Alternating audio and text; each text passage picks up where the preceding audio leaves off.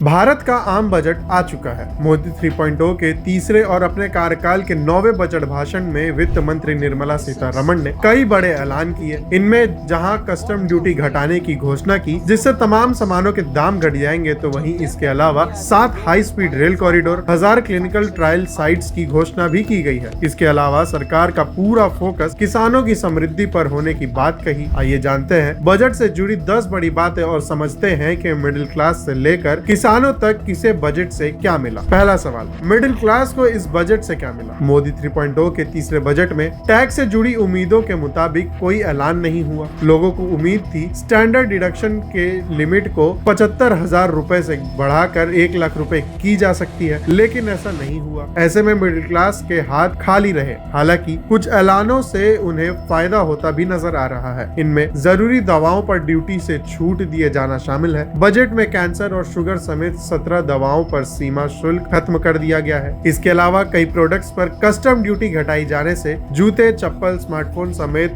कई middle class के उपयोग की चीजें सस्ती हो जाएंगी। दूसरा, एमएसएमई चैंपियन पर फोकस। वित्त मंत्री निर्मला सीतारमण ने अपने बजट भाषण के दौरान लघु एवं सूक्ष्म उद्योग को बढ़ावा देने के लिए बड़े फंड की घोषणा की। सरकार ने 10,000 करोड़ एमएसएमई ग्रोथ फंड के लिए आवंटित किया है और सरकार का उद्देश्य चैंपियन एमएसएमई तैयार करना है। तीसरा, हेल्थ और मेडिकल सेक्टर के लिए ऐलान। बजट 2026 में हेल्थ और मेडिकल सेक्टर पर फोकस रहा। वित्त मंत्री ने ऐलान किया कि 5 मेडिकल हब में प्रोजेक्ट सेक्टर की भागीदारी होगी। वहां आयुष केंद्र, डायग्नोस्टिक सर्विसेज, पोस्ट केयर और रिहैब सेंटर विकसित किए जाएंगे, जिससे हेल्थ सेक्टर में रोजगार बढ़ेगा। इसके अलावा हाई क्वालिटी के आयुर्वेदिक उत्पादों के निर्यात को बढ़ावा दिया जाएगा। बायो फार्मा स्कीम का भी ऐलान किया गया है। अब दूसरा सवाल कि किसानों के लिए क्या खास रहा। आपको बता दें, वित्त मंत्री निर्मला सीतारमण ने अपने भाषण में किसानों और एग्रीकल्चर सेक्टर के लिए भी बड़ा ऐलान किया है। पशुपालन क्षेत्र में रोजगार बढ़ाने के लिए क्रेडिट लिंक्ड सब्सिडरी प्रोग्राम शुरू किया जाएगा। दूध, पोल्ट्री और पशु व्यवसायों का आधुनिकीकरण किया जाएगा और वैल्यू चेन से किसान संगठनों को बढ़ावा मिलेगा। नारियल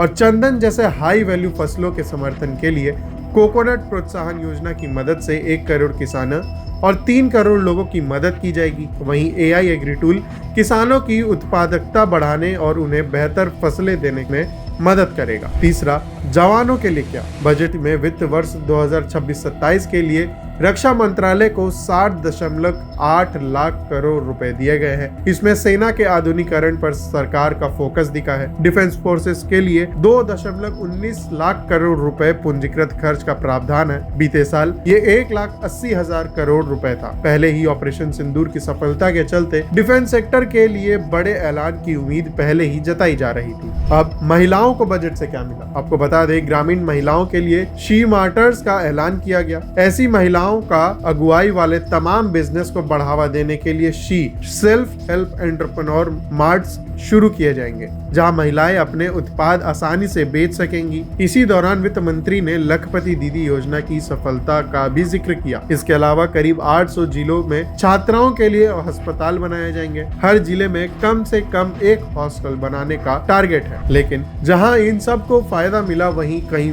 कुछ लोगों को ये झटका भी दे गया, जैसे कि शेयर बाजार के निवेशकों को इसमें झटका मिला है। आपको बता दें, शेयर बाजार में निवेश करने वाले निवेशकों के लिए ये बजट झटका देने वाला साबित हुआ है, क्योंकि फिर से टैक्स बढ़ा दिया गया है। जी हाँ, सरकार ने सिक्योरिटी ट्रांजैक्शन टैक्स यानी STT को बढ़ाया है। STT को पहले 0.1% रखा गया था, लेकिन अब यह बढ़कर 0.15% कर दिया गया है। इसका असर शेयर बाजार में भूचाल के रूप में दिखाई दिया, और जहां निवेशकों के 8 लाख करोड़ रुपए स्वाहा हो गए।